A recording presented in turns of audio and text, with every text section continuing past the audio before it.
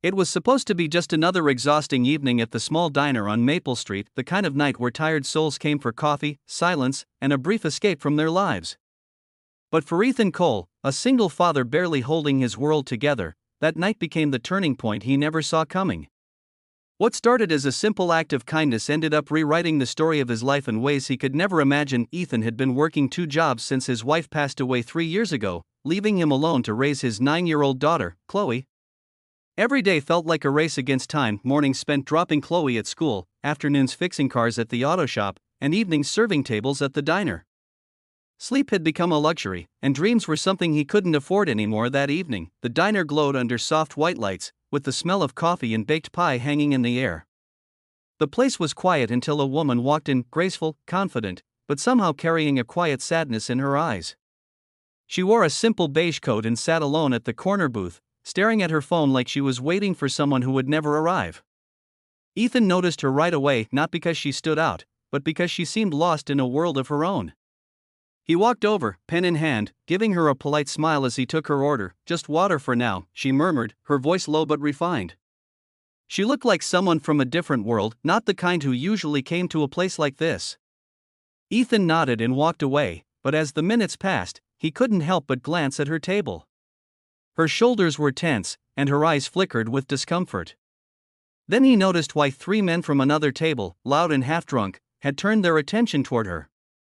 Their whispers grew bolder, their laughter sharper. Ethan froze for a moment, watching from behind the counter. He'd seen this kind of thing before, people crossing lines, making someone uncomfortable, and everyone pretending not to notice.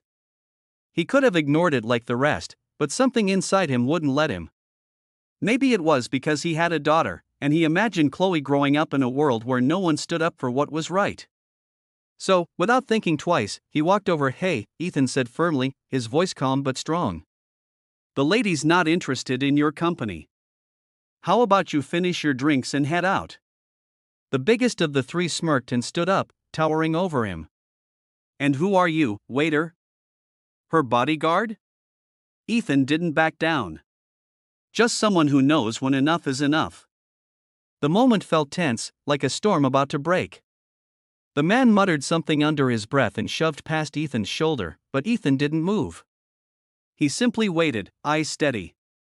Maybe it was his quiet confidence or the fact that other customers were starting to watch, but the men finally threw a few bills on their table and walked out, cursing as they went. The diner fell silent for a moment. The woman looked up at Ethan with surprise and gratitude. Her eyes softened, and for the first time that night, she smiled, a small, weary smile that carried both pain and relief. "Thank you," she whispered, and Ethan just nodded, brushing off the moment like it was nothing. "Just doing my job," he said before walking away. She stayed a while longer, ordered dinner, and when she left, she gave him a generous tip, too generous for a simple meal. Ethan tried to refuse, but she insisted. "You did more than serve food tonight," she said softly. "You reminded me that there are still good people left." And with that, she disappeared into the night, leaving behind only her scent of jasmine and a quiet mystery. Days passed, and Ethan forgot about her, or at least, he tried to. Life went on the same, working late, missing sleep, worrying about bills, and trying to be both father and mother to Chloe. His little girl was his world, a bright, curious soul who painted drawings of the stars and always told her father she believed miracles happen when good people don't give up. Then, one Saturday morning, a black luxury car pulled up outside their small rented home. Ethan was fixing Chloe's school project on the porch when the car door opened, and a tall man in a dark suit stepped out. The sight alone was enough to make Ethan stand. "People like that didn't visit neighborhoods like his." "Mr. Ethan Cole?" the man asked, his voice formal but kind. "Yes," Ethan said cautiously, wiping his hands. "Can I help you?" The man smiled slightly. "My name is Thomas. I'm the personal driver of Ms. Serena Vale." Ethan blinked, confused.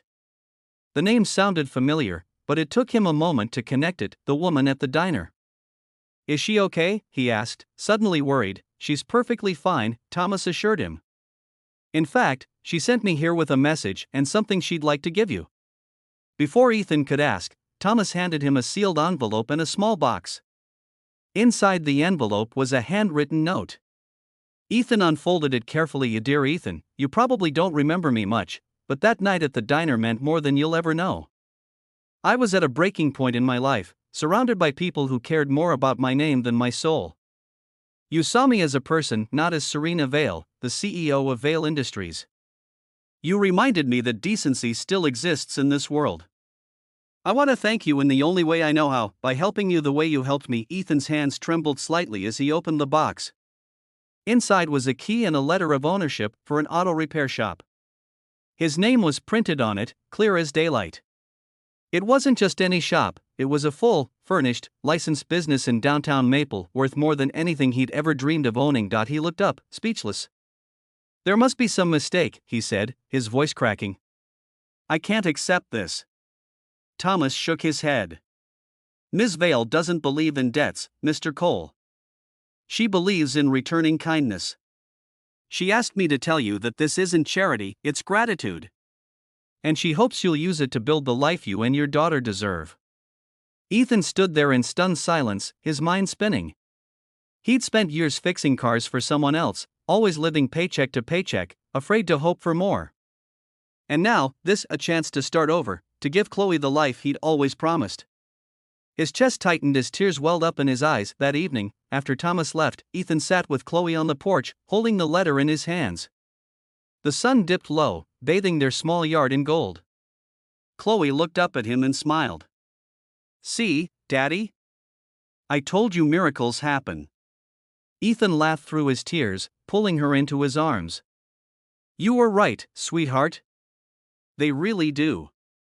Over the next few weeks, Ethan worked tirelessly to open the new shop. He named it Cole & Star Auto Repairs, Star for Chloe, because she was his reason for everything. Business started slow, but word spread quickly about the kind, honest mechanic who treated every customer like family. People trusted him, and before long, his small shop turned into a bustling place where laughter and kindness filled the air. But one morning, a familiar car pulled up outside again. Serena stepped out, this time elegant as ever, but with warmth in her eyes. She smiled when she saw him covered in grease and holding a wrench. "So this is where miracles are built," she said softly. Ethan chuckled nervously. "You didn't have to do any of this, you know." Serena shook her head.